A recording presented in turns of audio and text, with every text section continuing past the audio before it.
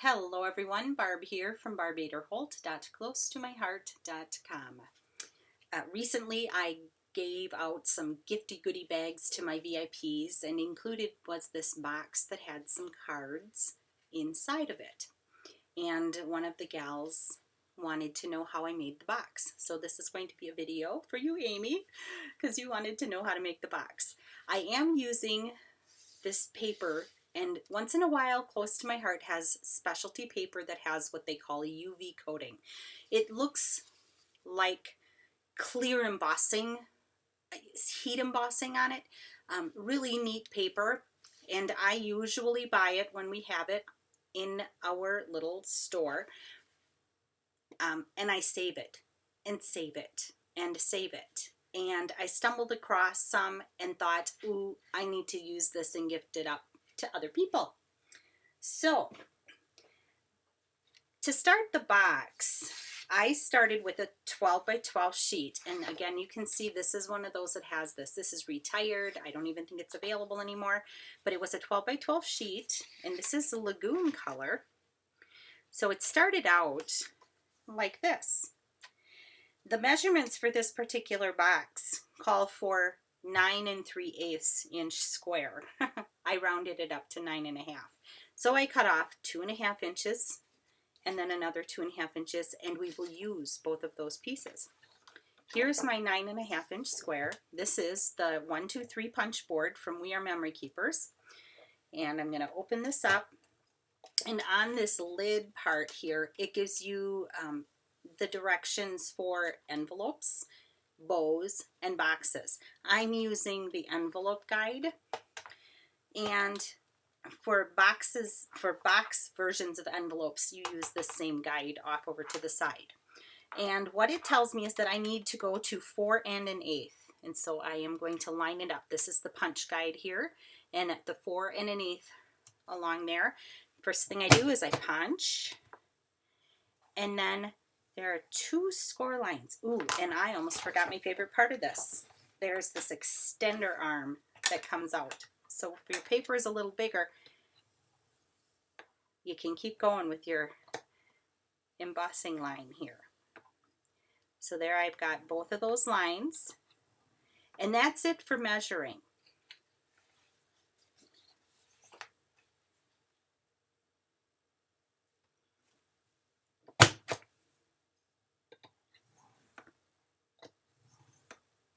And I just keep rotating, and I'm lining up that score line in the middle of that side, of this other side here, and this little notchy thing here. I know, such technical terms I use. And I'm lining up that inner of the 2 score lines. Don't know if that's right or wrong, it's just what I happen to do.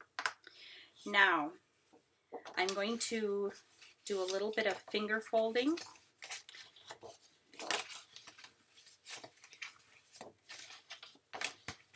And just get this paper moving. And I am done with this, so I can fold that up. I can put my little score dealy bobber in there. And what I want to do is I want to take off a little bit. So I'm going to fold these up like this, and I want to take off just a little bit of this bottom. And I'm thinking it was about 1/2 inch. So I will be right back.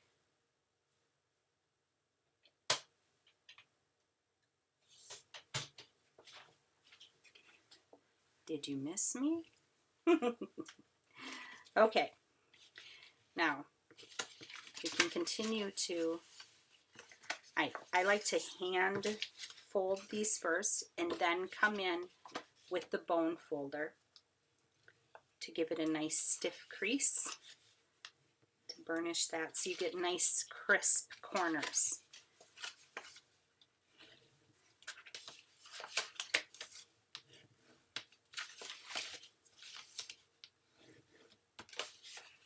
And just go around the whole deal.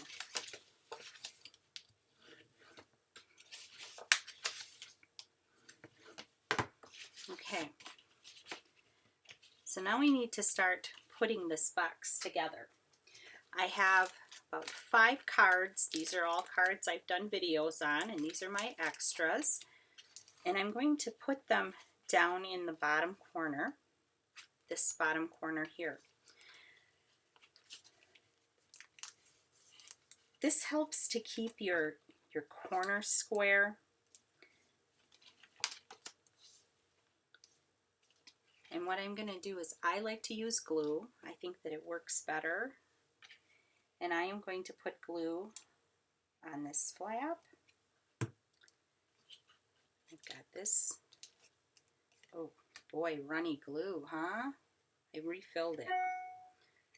So I'm going to take a little off. By putting those cards in, boy, am I not paying attention here. Anyway, by putting those cards in, it helps to keep your corner square. So in here I'm going to go just a little bit on this outer flap. And you got to get those cards scooted over to the other side so that you can use that as your squaring up mechanism so that your box doesn't look all wonky. This is a little wonky on this side, but I think it'll be okay.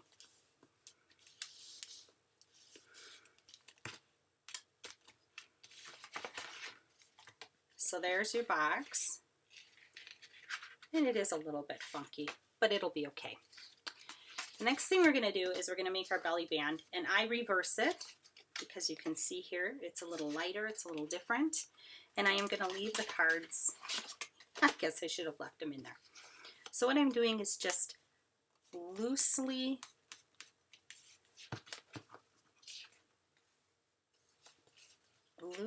folding this around. I don't measure. My measurements never work out. So I just kind of pinch a little bit. And then I'm going to put a little glue on the end. And I'm going to hold that closed. And put my little punch on there. So we've got this little guy. And he's going to go right on top of the seam, which will hide that beautifully. Now I used the You Are Beautiful, Brave, and Wonderfully Made stamp. This was a special gift that was in our convention bundles. It was a special gift from Jeanette Lynton, who is the founder and CEO, I think. She's the founder. Close to my heart is her company. Lovely, lovely woman. I've had the pleasure of being in her presence on occasion. I am going to take that last remaining piece. This was the longer of the 2 pieces. This is the shorter. And I'm going to do a little punching. I'm going to do 2 little guys. And then 2 of the big ones. If you have dies that can do this, or you could even do this on if you have a Cricut, you know, all the things. And that's it for those. Then I take my bone folder and I start to hopefully gently manipulate the petals.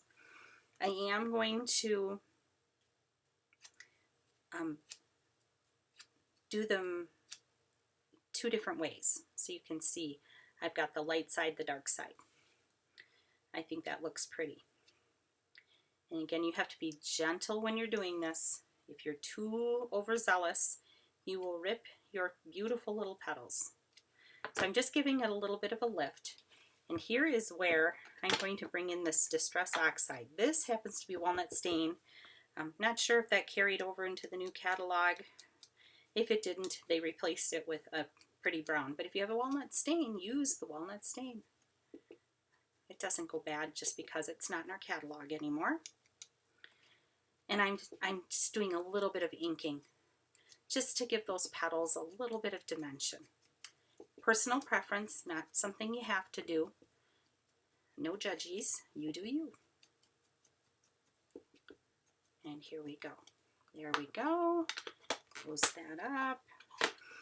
And now we need to glue these together. So I'm going to just put a little dab of glue and you alternate the petals. And then this one we'll alternate the dark and the light. And here you're starting to look for any gaps that need to be closed. And here we go with this one, really pretty. Now this is going to go on here, and I always look at this making sure that I'm not going to cover up my words and that it's still on the bracket so you're not gluing everything closed on yourself. These are the cats and bats dots from oh so many years ago, and we are just going to use these up. So I'm going to use a big one here on the flowers, and then I think I'm going to use a medium one down here, and then the itty bitty baby one up on top. Ooh, it came with. He stuck to my finger. There it is. And that's all there is to it. I gotta put this pin back in my glue before it glues itself closed. And that's it. That's all there is to making that box. It really isn't very difficult, easy to reproduce. I love the belly band. It's simple.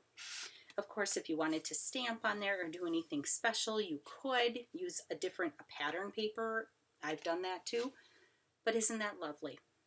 So there you go. A Punchboard card box that will easily and comfortably hold 5 of your A2 sized cards.